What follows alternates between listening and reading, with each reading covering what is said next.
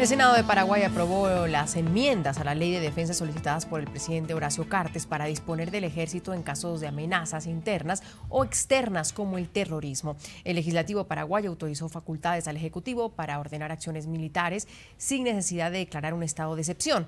El mandatario podrá decidir el empleo transitorio de las Fuerzas Armadas por decreto y sin previo consentimiento del Congreso para combatir grupos insurgentes. A la enmienda se opusieron los bloques de grupos minoritarios de izquierda y centroizquierda por la supuesta asignación excesiva de poder. La medida fue solicitada por Cartes tras el reciente ataque atribuido al Ejército del Pueblo Paraguayo, el EPP, en el centro del país que dejó 5 muertos.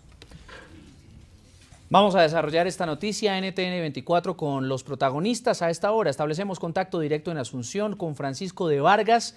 Es el ministro del Interior de Paraguay. Ministro de Vargas, buenas noches y gracias por acompañarnos en el informativo de NTN 24. Buenas noches, Andrea y Carlos, y a toda la audiencia de América Latina. Señor ministro, en primer lugar, fue el presidente Horacio Cartes quien solicitó la modificación de esta Ley de Defensa Nacional y de Seguridad. ¿Cuál es el objetivo de este primer logro político en las semanas que lleva el mandato de Cartes? Bueno, el objetivo fundamental es el empleamiento de las Fuerzas Armadas de la República del Paraguay en amenazas internas contra la soberanía nacional. Señor ministro, ¿y podría ser un poco más específico y hablarnos de esas amenazas internas? ¿Estamos hablando específicamente del grupo del Ejército del Pueblo Paraguayo, el EPP, o hay indicios de otro tipo de amenazas?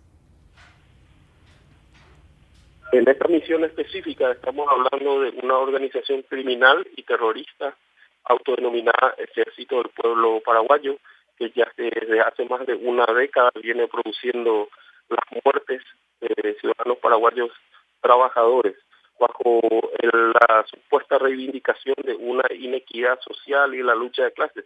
Sin embargo, debe señalarse que todas o la gran mayoría de sus víctimas hasta ahora lo han sido de la clase trabajadora del Paraguay.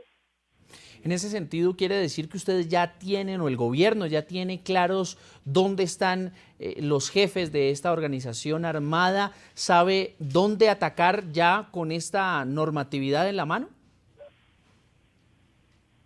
Se tiene delimitada el área de influencia de esta organización criminal y básicamente lo que a partir de ahora va a ocurrir es que, aparte de la Policía Nacional, también las Fuerzas Armadas serán empleadas y en forma coordinada al combate a esta organización criminal.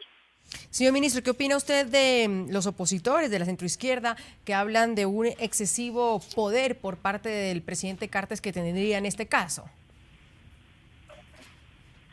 Bueno, estamos en una república democrática, la libertad de expresión es la premisa.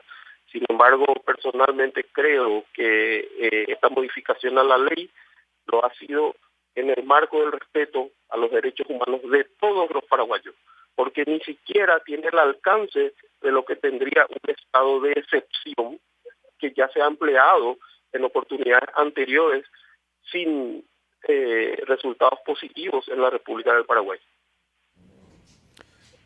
Muy bien, señor Francisco de Vargas, ministro del Interior de Paraguay, se nos ha agotado el tiempo, pero le agradecemos el contacto desde Asunción, donde sabemos que está desarrollando labores relacionadas con su cartera. Muy amable por atendernos.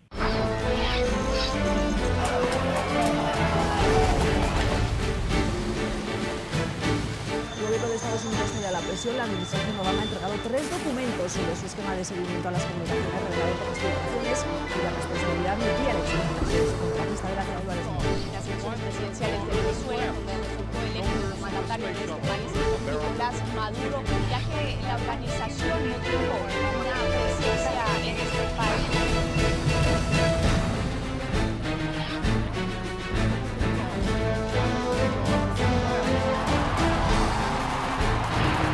Bienvenidos a la 1:25 de la tarde en Buenos Aires. Saluda a Karen Pereira.